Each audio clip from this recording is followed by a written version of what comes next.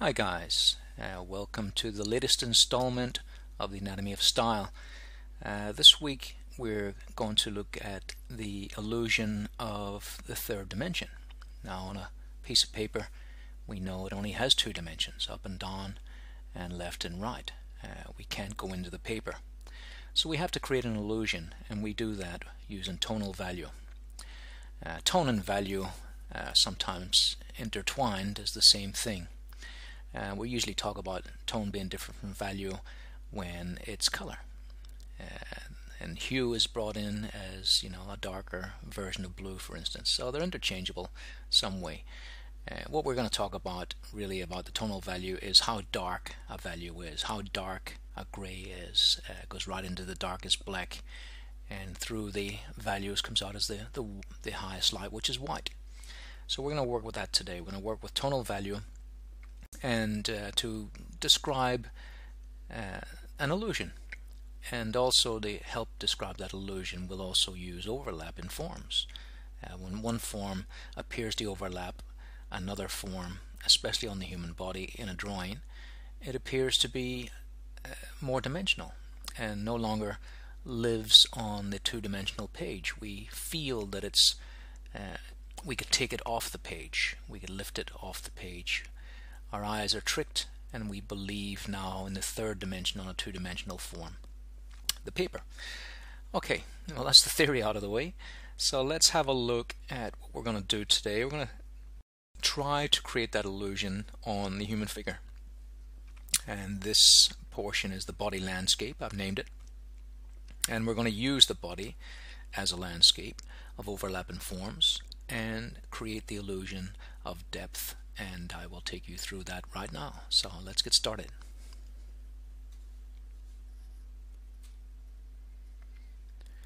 Okay, so here we go. Now you can see my little willow charcoal there. I've shaved it into the shape of a little witch's hat using a sandpaper block. You can just buy sandpaper from the hardware store and use that, or even staple a piece onto a small piece of wood, but you can buy them in the art store, the sandpaper blocks, and they're convenient. So I have a load of those, a little bunch of those that I keep in various tins to sharpen my little willow charcoals. Okay, so I'm going to draw with this little witch's hat.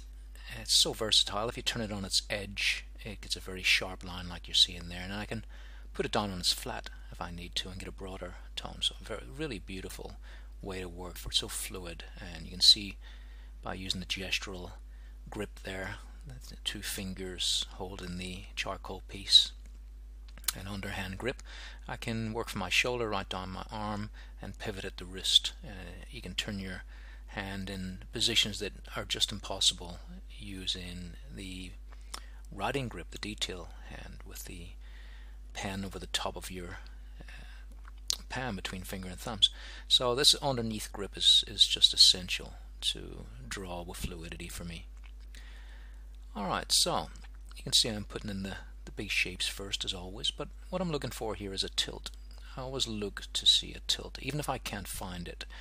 And here the shoulders, because of the scapula, the shoulders work independently, and so our natural instinct is to tilt toward the weight-bearing leg, which is the leg longest, taking the weight of the body. But with the scapula, which houses the shoulders and all the muscles that go with it, they can actually move up and down independently.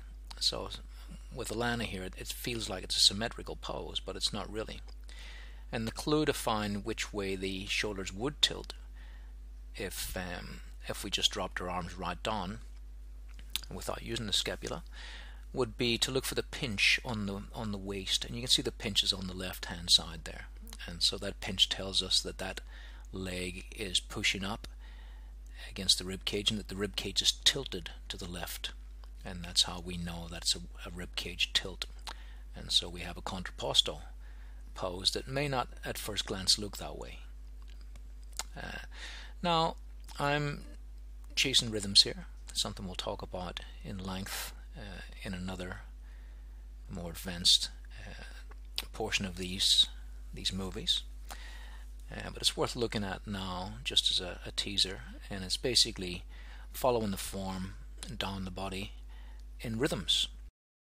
And I'm always thinking about what's on the other side of the leg as I draw one side, and what's on the other side of the rib cage. And so I'm always thinking from side to side. It's very simple thought and hard to maintain, because our natural instinct is to draw detail, and what we see and move down the body drawing detail. It's very hard to break out of when you begin, but it holds my work in good stead to keep that discipline in place. So disciplines are very important to me, and I know it sounds like the opposite of art, a discipline, but basically there's laws of nature, and laws of nature tell us that these forms have to interlock at certain points. Whether the proportion matters or not, that's a different thing, because we have long-torsoed people and short-torsoed people, and long-legged people and short-legged people. So the proportions don't matter that much, but there's no doubt that the nose is above the lips, and we can't break that law of nature. So I'm working with the laws of nature. That being said, if you're Picasso, you can do anything you like. So if you're working in abstract forms, then that's fine. But if we're figurative artists, we have to at least have some discipline toward the laws of nature. And you can see that practice in place now. When I draw that shoulder, I go over and draw the other shoulder, and I feel that gives me a rhythm, and the rhythm continues on. And if I break that rhythm, my drawing usually falls apart a little bit. So the disciplines are really important to me, in that they keep me, well, disciplined, but they keep me in check to what makes one artwork work and one artwork fail. And it's usually because I've lost the rhythm. And rhythm is really, for me, we're getting into the core of what makes great art, and it is the gesture. And the rhythm is all part of gesture. And we can call gesture many things, but certainly rhythm's one of those things. Gesture is the fluidity of drawings, the lines that run between the forms and over the forms. And so as I draw from side to side, I feel that constant rhythm and gesture, and it's beautiful. It's a wonderful feeling. If we were to use the sight method, and like I say, I don't teach it, but there's nothing wrong with it. But if we measure everything with string or holding up our thumbs, we break that rhythm. And for me, the broken rhythm is just it's not worth the price of getting things accurate. And you'll see in this drawing that I will manage to get this pretty accurate, even though it's not important to me. And the way to do that is to work with relationships. What is next to what else? You know, what's the distance measuring by eye between these two scapula, for instance? You know, I can see that, and it's basically a neck. And with those relationships in mind, it's very, well, it's easier to get proportion in. And proportion is important to a degree, and I believe that you should learn your proportion so well that you don't have to think about it. And so I've, went to great lengths to try and understand how these things proportionally sit in order for me to draw with confidence without measuring. I know that the scapula is a hand long. That's the model's hand, and a hand wide. So you can look at hands to get proportions.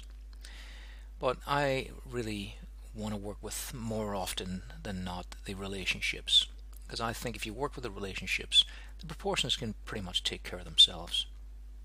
And so another good proportion actually from the back here is that if you get up to the pinch, where the pinch is, and on the left hand side where the rib cage meets the obliques, if you find that pinch and then measure by eye up to the shoulder, and then measure by eye down to the bottom of the gluteus, it's kind of close to the same distance. We'd err on the torso top made a little longer, but on certain pinches it's very close, it's very similar. So if you get in that kind of ballpark, then you're going to do okay. You're going to get a good proportion there.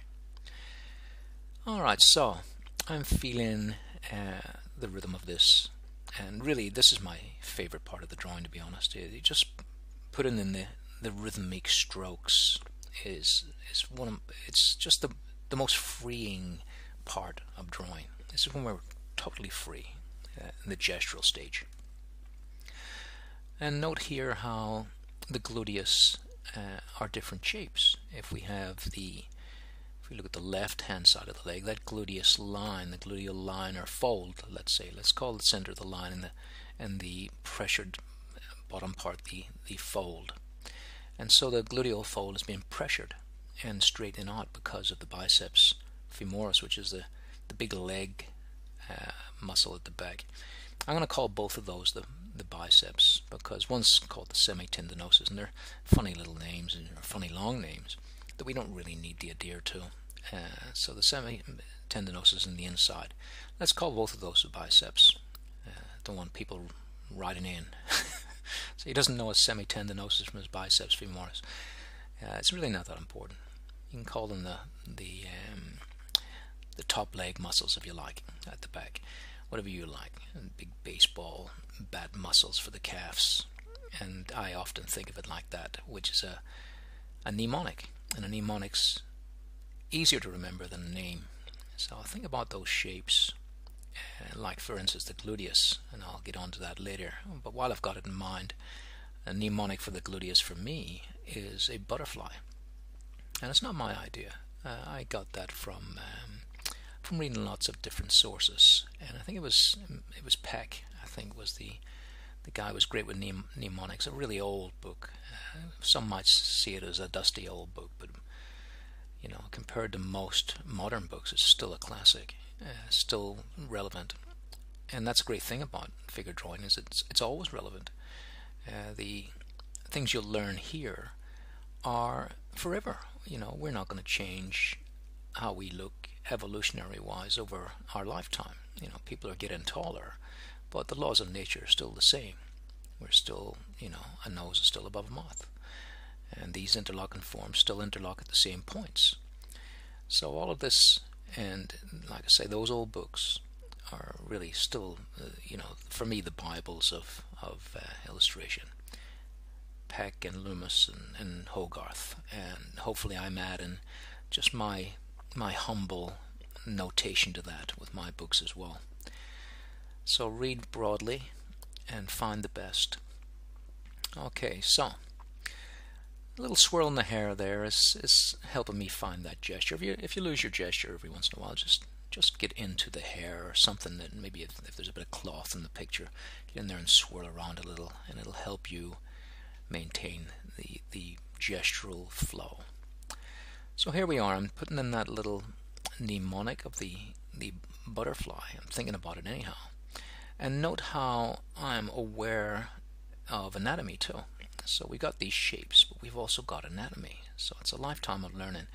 And the anatomy tells me that, the anatomy clues tell me that if I want to get that shape in correct proportion by the laws of nature, then I have to be aware of where the great trochanter bone inserts into the side of the torso, and it inserts into between the gluteus medius and the gluteus maximus. And so if we take the gluteal line, the center between the gluteus, and we just come down a notch, then that's basically where the great trochanter ends, the very tip of it, because on the other side that equates with the pubic arch. So you can see the great trochanter on the right leg as a peak below the gluteus, and it's coming down into the body and going up into the gluteus as well at that point. And so it's the widest part of the hips beginning there, and it usually carries on down below the gluteus as being the widest part.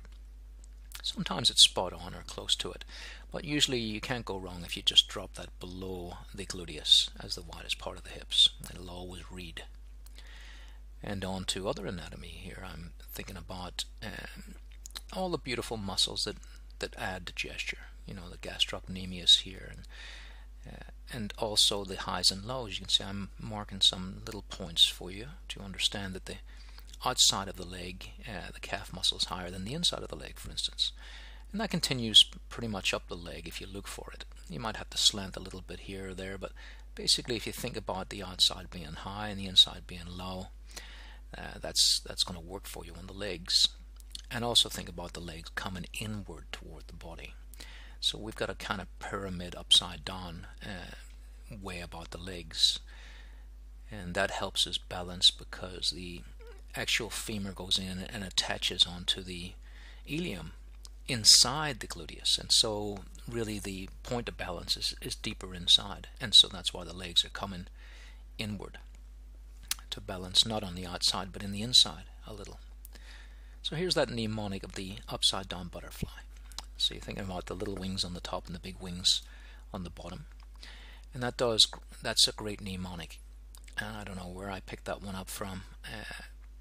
Could have been Peck, I'm not sure, but it's a beauty. And what it does is also tells you the corners of the body. So once we see the great trochanter go in, we're thinking about the side of the leg, and once we see the gluteus, the change of the gluteus, we know we're at the back. The gluteus maximus are at the back, and the gluteus medius are on the side, going around to the front a little bit. So that's a big corner, a big moment. And we'll talk about the gluteus a lot, because the gluteus, if I was to say study one part of the body, especially the female body, for how to create dimension, then you'll find it in the gluteus, because the gluteus has everything. It has overlapping forms. One gluteus will overlap the other. It has the three shadows. It has a core shadow where the shadow is on the soft corner. So I think of it a corner if you want to think about core. Has a drop shadow where the gluteus has overlapped the biceps to the point where it can drop an actual cast shadow, a drop shadow. It drops a shadow. And also it has an occlusion shadow where flesh meets flesh, which is in the fold and also in the gluteal line. And so all three shadows are there, and with the highlight that creates dimension, or an illusion of it. And you can find that throughout the body, but that's the most obvious. So keep that in mind and have a look at the gluteus now and see how much more dimensional it is compared to anywhere else on the figure. And it's because of those shapes. It's because it catches light so well. And if we tame those three shadows, the occlusion, the drop, and the core shadows, if we learn to understand and work with those shadows, then we're thinking dimensionally. We're thinking of dimension, and add overlapping forms to that, and really you've created it, the illusion, which is what we're working on now. Oh yeah, on that point, we're on the outside of the leg, you slant down inwards for the inside of the leg as far as forms are concerned to get over them. It changes at the bottom, and if you look now down at the ankle, you can see that the ankle is high on the inside and low on the outside. So most things are going to be high on the outside and low on the inside, but and that's with the arms as well. If you look at that big brachialis muscle on the outside of the arm, you can see that inside in the forearm it's lower. So I think of that constant high and low on the outsides of the body, except for the ankles. The ankles just do that little swap around to throw us off, and of course it's all about hydraulics. It's all going to help us balance. That's what it's all about. So we can't have everything, but not too bad. Now also look at the top of the gluteal line, so the center of the gluteus, and look at that pad that I've drawn in, that little triangle. That's quite rounded at the top. It's going in toward the body, and that's why the gluteus is highlighted. It's highlighted in the top because it's a ledge. So I often think of the gluteus as a box with soft forms attached to it. I don't draw it that way, but I think of it that way. So that's sacrum. That's what that pad is. It has two dimples, and the dimples represent the iliac crest on the back, and the ilium is basically the structure, the hip structure, where our legs attach, and above that the obliques attach, and around the front the abdominals attach.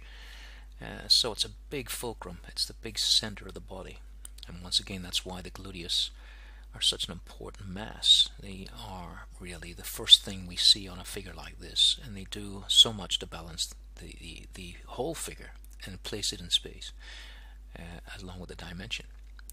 So here's another thing I use to find dimension. I find these drop shadows and drop them onto the form.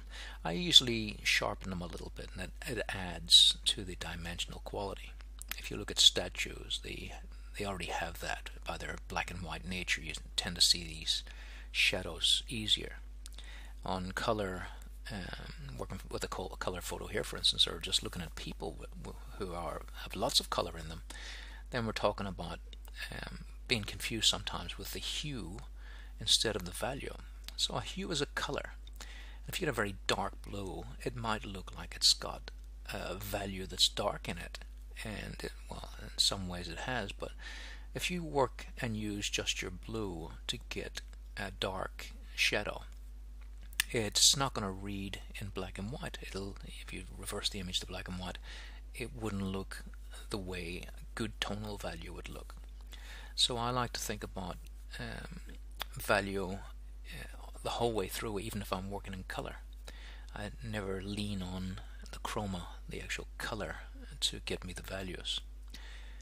And I do work in color, of course, but I'm very aware of that. And it's a hard thing to get across, but basically, if you ever see an artwork that seems very saturated and blinding but doesn't seem to have any depth to it, that's the use of color over tonal value that creates that poor illusion. That said, art's art, and you can do that, and that might be what you're going for. But if you want to create dimension, we have to think about the tonal qualities, the grays, if you like, the dark tones from the darkest dark to the lightest light, without using color as that leader. We want to think of the tone. Now, if you want to find these shadows and these tones, you can squint your eyes and see what's the most important, because what we tend to do is to think about putting all the tonal value in. There's about 6 or 7 ranges of tone there, from a black to a grayish black to a less grayish black and to a dark gray and then a grayish mid-tone, and on and on. And if we get that, it gets muddy. And I find, as we're looking at it now, I'm plotting out what is the most important darks in there. What are the most important values? And I want to kill a few of those steps across. And all the greatest artists, all the best artists that I've admired over the years were masters of that, choosing which value to leave out. So if we go for instance, just look at it now, the very, very darks are in there, and that's already a very sculptural look. So the drawing reads as dimensional already. But if I muddy this up a little, and you'll see the dimension starts to disappear. It starts to get flat again because we start to see too much tone and not enough contrast. So contrast is the key to dimension as well. Well, there's many keys, but the illusion of dimension is created by the smart handling of tonal value, which is of course what we're doing. So everything's in place now, and I'm going to just start thinking about the core shadows, which are the softer shadows. So I'm using my finger, and it's a great tool. We can I usually use the little finger here for the small stuff, and then alternate between the bigger fingers up to the thumb. So great drawing tools. Probably one of the first tools we ever used, and for some reason was forgotten and let go. Still a great tool, one of my favorites. The tactile nature, and there you can see I've changed to a bigger finger to get that little smudge in. And you don't want to rub too hard either. We don't want to get the nature of a smudge. We want to get the nature of a blend. And so that means very light touches and also blending across the form. And that's another way to find dimension, is to treat the drawing as if it is already dimensional. I'm drawing across this form with my finger as if it exists in 3D space. That's what I'm doing. So I'm feeling about rolling across these forms, and that's why I'm always aware of that idea of the body landscape. I'm thinking of it as a landscape that my finger can actually roll across on top of the hills and down again into the valleys. And with that in mind, you're like really a method actor. You're starting to draw what you feel. It's one of the most important things. Now look here, what I've just done. It's never too late to change unless you've been working from detail from start to finish. And I've decided that that leg needs to come in a little bit more to be better balanced. And not only better balanced, but more dynamic. It was feeling a little straight. And because I've been working with the willow charcoal, it was an easy fix. There you go, it's fixed. And we have now the original line still there. And that's what's known as pentimento, which means adjustments. And you can see that in the drawings of Michelangelo, for instance, where he makes lots of changes on the fly, and it adds actually energy to the drawing. So always be aware, always be thinking. Is another one of my disciplines. Always be thinking. If you zone out and just start rendering, most likely you'll start forgetting about the actual volume and the dimensions, everything really. Your drawing will start to fall apart. You know, how many times have we all been guilty of rendering to the point where the drawing gets worse and worse, and before you know it, you've done a major fix because you took your mind off, you took your eye off the ball. You started thinking about render, which is the least important of all the techniques, instead of what's really important, which is the gesture on top of the structure. And add anatomy to that, and we can't really go wrong. So we go wrong when we drop some of those disciplines. So you can see that I love to listen to Steve Houston talk. He's one of my favorites, and Steve often talks about getting acquainted with the model. And that sounds a bit silly. You know, getting to know the model is not really what it means. It's getting to know the form of the model. You don't have to take the model out to dinner and buy her flowers. It means getting to know how she or he is built. What are the changes? What are the difference? What are the things that are different in this model than the last model you drew? Maybe a more athletic figure, maybe a softer figure. All of those little things, and maybe they got long arms or short arms. And like I say, that's why also we don't want to be thinking all the time that everyone's 8 heads high, because then you'll just draw an 8 heads high character all the time, and your drawings will not have a freshness to them, which you'll be lost thinking like that. So you see, I'm mostly on to this point thinking like a sculptor, and now I'm starting to put in line. So I'm starting to think of the gesture of the forms, and this is tough. This is tough. If we just copy what we see, we're not going to get so much gesture. So what I have to do is say, see that triceps at the back of the arm, can I make it rounder? Can I make it more gestural? And it's a dangerous game to play, because if you get it wrong, your drawing starts to look strange. It looks off. It can get wobbly, and that's why we need to bring structure back in. So it's the balance of structure and gesture that make everything work. Everything reads as fluid and confident if we can balance both of those things. And you know, sometimes I say to my class, just balance structure and gesture, I'm going home, and that's your work done. Because really that's it. That is the whole thing. That's everything.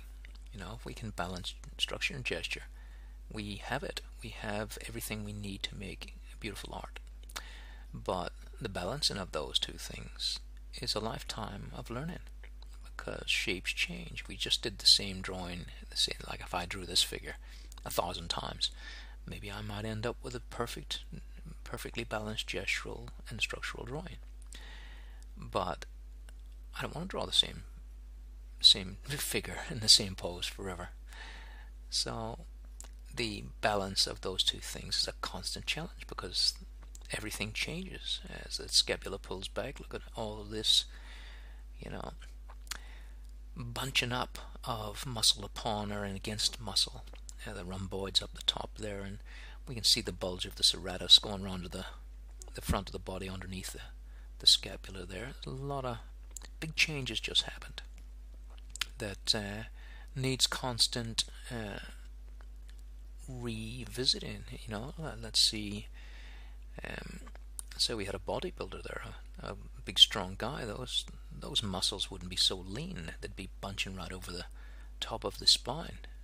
But here on Alana, they're very slight, and so it's more of a crinkle rather than a big giant bulging set of lumps.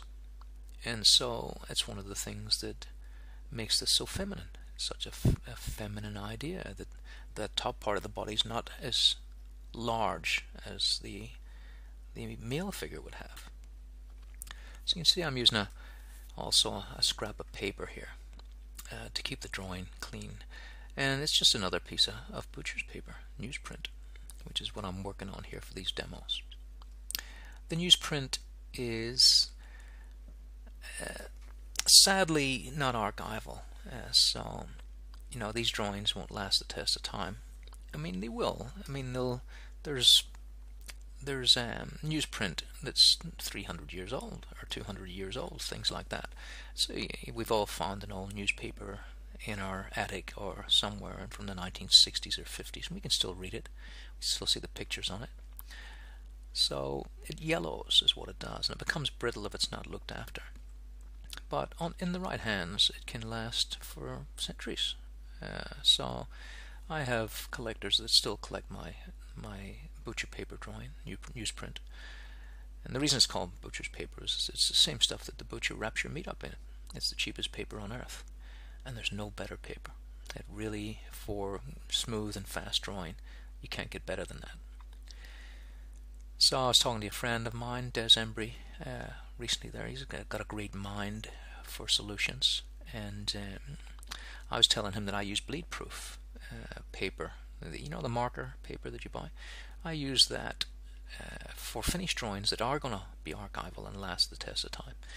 And using that, it means I have to slow right down because the paper just isn't as buttery. It's not as smooth. And I'm constantly looking for a way to get a paper that acts like newsprint. And that's as close as I've found, but it's still not as good as newsprint. I was talking to Des, and he did a little experiment, and he sprayed fixative on the surface of the bleed-proof paper to see if it might give it a little bit more flow, which seems the opposite of what it would do, and voila, it actually worked. Because if anything, the bleed-proof paper is too slick. It's too slick, and it's very bright as well. So I like to gray it down a little bit with some charcoal to get this feel of butcher's paper and newsprint. So that's something I'm going to experiment with a little bit more as I go along my path as an artist, always exploring new materials. So give that a go and see how you go with it. And make sure you always attribute it to Des Embry. He's the mastermind of that, not me. It was a wonderful little gift that I'm going to hold on to and see if I can make something work out of that. So thanks for that, Des. And now I'm going to start working on these hips. And you can see the obliques. The obliques go up to the 5th rib. And so before it reaches the 5th rib, it of course collides with the rib cage because it's on the ribs. And the bulk of the rib cage crushes against it. So the obliques are quite thick on the sides, and then they become very thin as they travel on up the rib cage. So that's the point. That's a great landmark. And I used to think it was the top of the hip bone. It kind of gives that illusion, but it's the muscle on top of the hip bone. So we get a sort of double curve there. And I'll usually tame those curves down so they don't look like bubbles. So I like to get a smooth transition there as much as I can, but not too smooth where it becomes wobbly. And once again, that's structure and gesture for you. You gotta play them off until one works better for the other. Too much gesture and it's too wobbly, too much structure and it's too stiff. And that's what we have to work with all the time. So I'm working now with General's pencil. I like Generals, they're basically what they say they are. They're generally, good workhorse pencil. They can't get as dark as the more expensive pencils like Pitt charcoal, beautiful pencil. and the Conte pencils. But they're a great little gray workhorse that can get very dark darks, just not as dark as the more expensive ones, but dark enough. I mean, you can see how dark that is. That's all done with a General's pencil. So, but if you want midnight blacks, then you're going into the pit charcoals. So I'll work with the Generals for most of the drawing. And another thing I love about them too is that they're not gritty. I mean, even with Conte, one of the best pencils in the world, I often have to sharpen the pencil to get grit out of it. I'll be drawing along, and all of a sudden it'll hit this pit, and it'll be the grit in the Conte. And so that's a bother when you're trying to stay gestural, that you have to stop and sharpen your pencil. And on that note as well, guys, if you go to Life Draw, I would recommend you go with a whole slew of pencils already sharpened, because you don't want to interrupt that flow. You know, life drawing sessions are usually 3 hours, and you know, it's not a lot of time. You don't want to be spending chunks of that sharpening your pencil. You can do that at home. I usually put my pencils as well in a little pencil case. I like the old-fashioned tins, and then I pad. If I've sharpened a whole lot of pencils, I want to protect them, so I usually pad the pencils with some tissue paper. And then that's it. I've got my little tin of pencils. Same with the little charcoal sticks. I sharpen all those and put them in a separate pencil case. So I usually, not case, they're crazy when I see cases being sold, the whole pencils, soft cases. Well, it just gets broken. When you take it out, it's all busted. So I prefer to make my own little tins, and you can find tins in anything. You don't have to go to an art store. In fact, they don't sell them, I don't think. They'll sell you pencils that are already in a tin, and then save that tin, I guess. But I find tins in stores that, usually little knick-knack stores that sell greeting cards and stuff. I'll often find a tin in there that's maybe used for something else, and then I'll just use whatever that is, whether it's sweets or whatever, and put the pencils in there. So I have lots of nice little old-fashioned pencil cases that I keep. I said the word again, cases. Pencil tins, let's call them. Alright, so I'm using, once again, the General's pencil to get some detail. And you can see there that I used the detail hand for the first time. I think it was for the first time. You know, I'm hopefully working so fluidly and intuitively here that I don't notice. But I quickly flipped it back over to get the gestural hand, because the gestural hand is much more important to me. So I often have a little danger bell go off if I'm working with the detail hand. Go, watch where you are here, pal. Don't stay there too long. It's a dangerous place to be, because then your drawing will start to stiffen up, and so that's not where I want to be. And you can see now, as the drawing progresses, we have become, in the words of the great Steve Houston, we've become acquainted with the model. And I'm luckier than you guys, because I'm well acquainted with the model. I've drawn Alana many times and painted her as well. It's just a terrific model. And on that subject as well, when you find a good model, you know, just hang on to them. You know, I don't know if Alana won't be doing this forever, so I try to hire as much as I can. And it can make the difference between a great painting and a mediocre painting, the model. And I don't mean just the actual shape of the model, that's important too, but the gestural nature of the model. So Alana is basically starting my gesture off, because she's already gestural in her poses. She does yoga, she practices a healthy lifestyle, and she dances around, and she's really very fluid. And so, as is Katie, who you'll draw as well. So I found, after years of trial and error, that models from a model agency are actually no good to me at all. I prefer an actress or a dancer, and if we can get both, which I'm lucky to have, which is dancers and actors, performance artists are really good models. So if you know anyone, friends that are performance artists, maybe ask them if they would like to pose, and you never know, they might be, your next great leap forward in that you have something terrific to work with, rather than, you know, trying to crib something from the internet, or that kind of sort of really. We have to do it sometimes, I guess. When we're starting out, when I started out, I had to, you know, draw models from books and stuff. But if you could, you know, when you're a band of artists, for instance, use each other as models, which was always helpful to me when I had no money.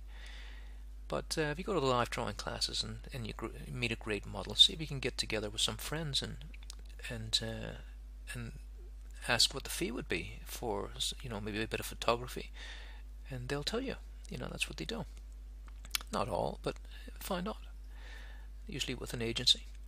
And at this current time, this is 2018, I think the price is for photography around 75 Australian dollars, whatever that equates to in other worlds. And, you know, I've found that basically models are around $35 generally, and for a live draw session it's $15 worldwide, which is odd. So it's $15 here in Australia and $15 in the US for a live drawing session. So if you change that into currency, it would be much more expensive in America to draw a model. Okay, so working with a paper stump now, and a paper stump is a terrific little tool that you really want to be careful of as well. So everything has its dangers and everything has its pluses. And the danger here is that it's too smooth, and we might get into airbrush territory here. And I've seen artists work 100-hour drawings, 200-hour drawings with this stump as a constant smooth tool that seduces us into thinking we can get a photographic finish, which is what you can get using that tool. But my idea is I don't want that. I don't want a photographic finish, because I want to express more than just what I see. I want to express what I feel, and the way to do that is to interpret what you have in front of you. Once again, Alana's given me so much to work with that it appears I don't have to do much, but with every line and every stroke I try to make it a little bit more gestural. Even as I'm working with the kneadable eraser here, I'm thinking it's gestural. I'm even holding it gesturally. I want to draw with it. And you might also notice that I haven't used the eraser once for corrections. It's always been for drawing with. So on that note, that's what I teach. I teach how to learn to draw based on relationships rather than measuring a string or thumb. And not that there's anything wrong with that, but it's just not what I do. And it means that the artwork is for me, it works much more fluidly. And I'm always going forward. That's the philosophy behind that, is that I'm always going forward. And if we use the eraser to erase something, you know, that we want to change, then it's a negative feeling right away. In our minds we're going, this is a mistake. I've just made a mistake and I'm going to fix it. Whereas I'm always thinking about, here I'm going forward with highlights. That's what I'm thinking of. And if I have to erase something, I mean, you know, it's going to happen at some point. I'll try and erase gesturally, at least. And if something really is a big fix, you know, like if you had to move an entire leg into a different position, then you're best to just draw the whole thing again, as far as I'm concerned, to keep that gestural flow going. So if you go back in time and see that little adjustment I made to that leg, it was done at the very early stages when that was not a problem. So step back at the early stages, like you did see me do earlier there, or there was a pause where there was nothing happening on screen. That was me standing back and really looking at the decisions I need to make to go forward. So step back often, especially when you're starting out, and forever as well. I mean, but do it more often when you're starting out. Step back and you'll be really surprised how easy it is to see the errors compared to being too close. So I'm using the chamois here to soften off those edges that had the kneadable eraser on them, because the kneadable eraser is quite hard, but I like to keep it that way. You can see that this is you know, it's very clear to see where those highlights should be, and so it makes it easier for me to put in complicated anatomy like the trapezius there wobbling across the top of the scapula. It's that big sort of Z shape there that I've just put in. And if everything's too soft, it's harder to judge the shapes, the interlocking shapes. If they all become soft, it's harder to find out exactly where they are and how they relate to each other. So I like to relate them in a very obvious manner to begin with, and then soften the edges. I learned that from Boris Vallejo. You know, put it all in there, do your due diligence, and then soften the edges. If we work with just soft from the get-go, then everything gets very woolly. In fact, we had a term for that in my younger days in the advertising agencies. In the studio of artists, we had a studio of artists, and they called them woolly artists, the artists that didn't commit to, you know, hard shadows and hard highlights, and everything was soft.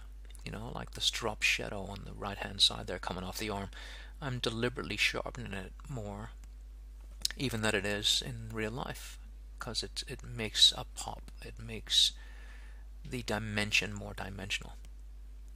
So you'll see, think about on a summer's day how clear everything is, how crystal clear forms are because of the hard shadows. The hard shadows carve out forms, especially if you look at a statue on a summer's day. Look at a statue, and then look at the same thing, or you know, as an experiment actually. You could take a photograph of a statue with the full sun in it, and then take a photograph of a statue in an overcast day, and have a look at the difference in clarity.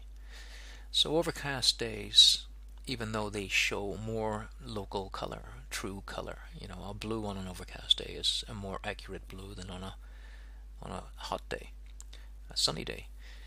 But things become a little softer all round. You start to lose the drop shadows, and so the drop shadows are our friend as far as dimension is concerned. I mean, just look how carved out that calf looks now with the drop shadow of the other foot falling across it.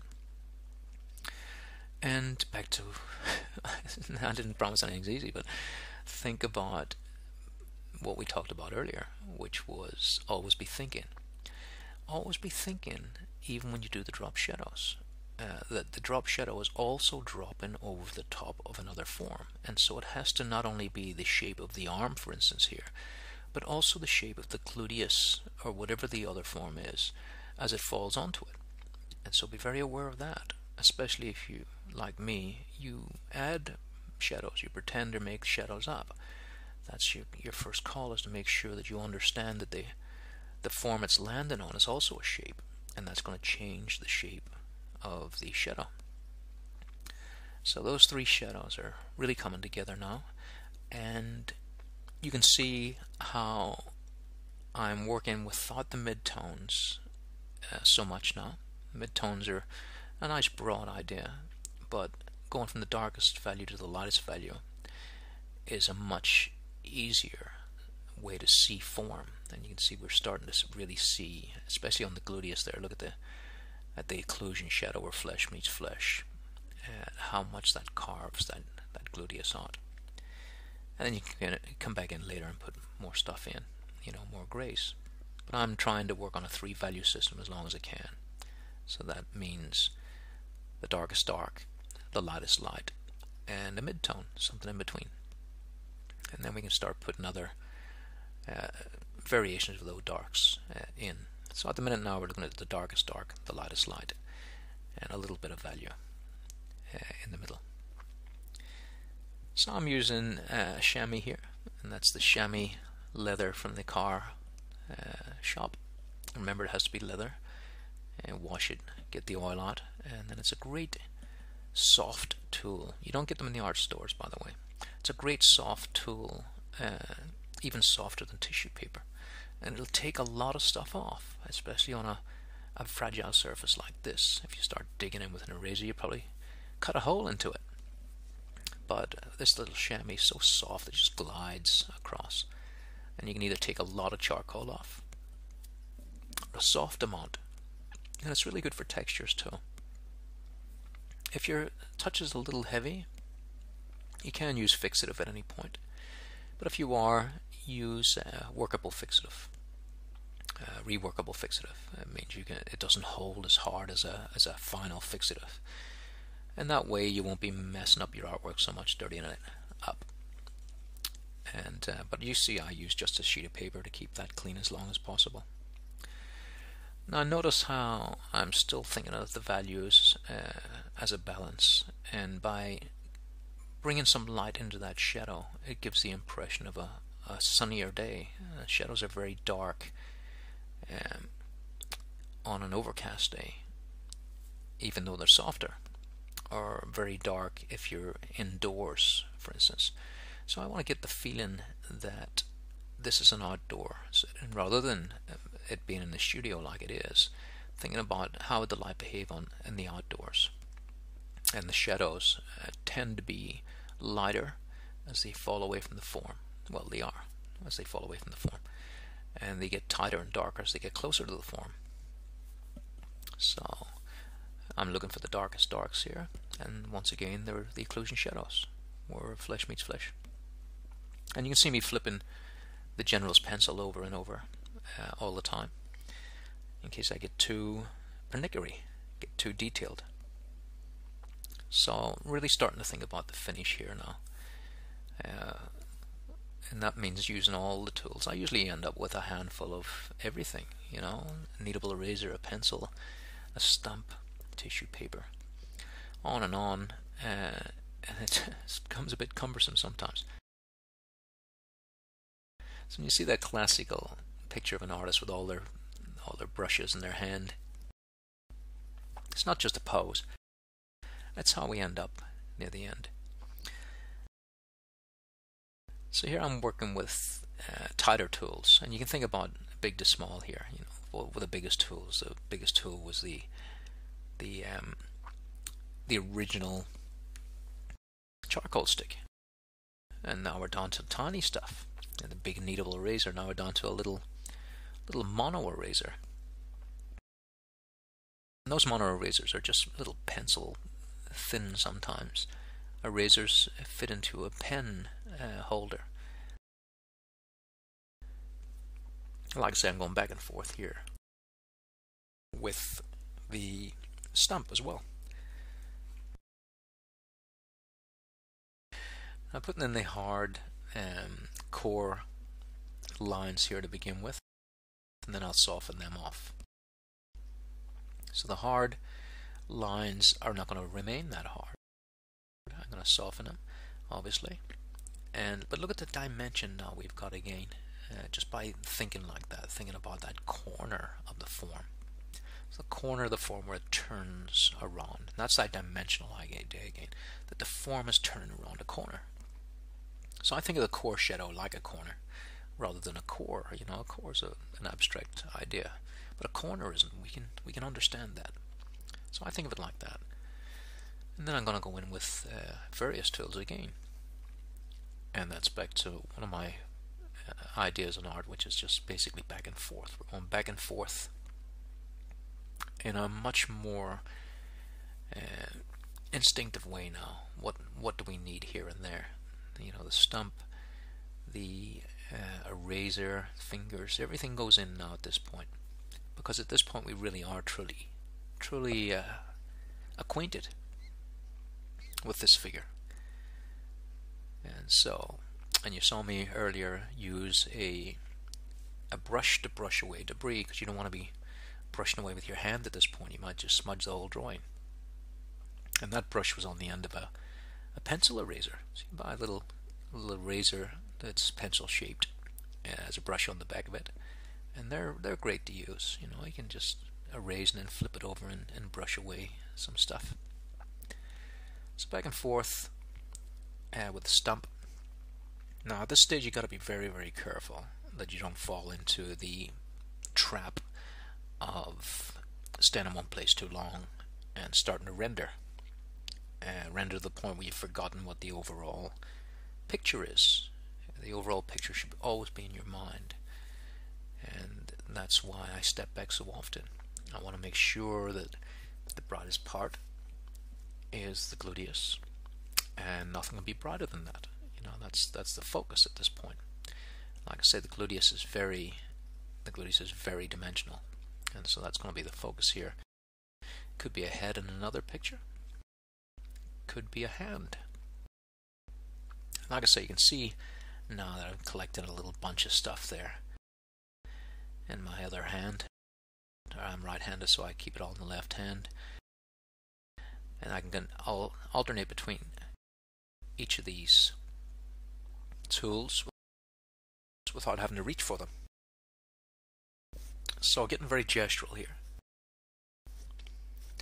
and getting these darks in. So the darker we put something in, the lighter light appears. It seems obvious, but sometimes people don't think like that. They just go from top to bottom and do the same value range all the way down. It's the placement of a dark next to a light that makes it lighter. And so those very darks under the gluteus make the light above very light. And that's what creates dimension. And also draws our eye too. Our eye is drawn toward contrast. And if everything's in contrast, then it becomes a headache to look at. So along with structure and gesture, we have another thing to consider, and that's composition.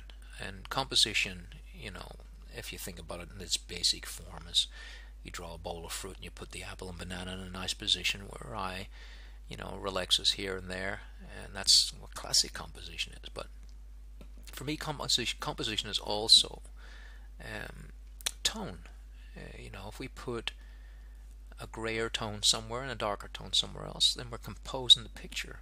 We're taking your eye from what's a softer value down to a darker and broader value range. So we're actually composing the picture to have your eye move toward the contrast. And like music, you know, we're always looking for or listening for a rhythm, and we're listening for a focal point where we want to hear the crescendo at the end, not at the start.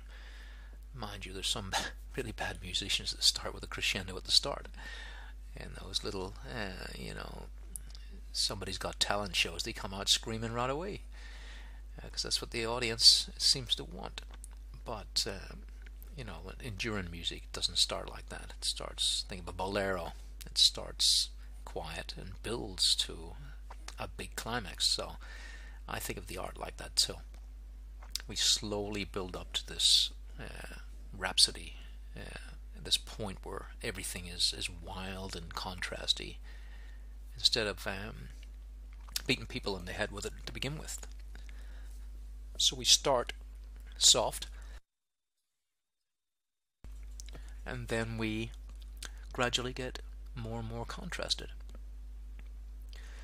And you can see also I'm bringing in all the swirl, all the energy of the beginning of the story of this picture. You often hear the word story in art.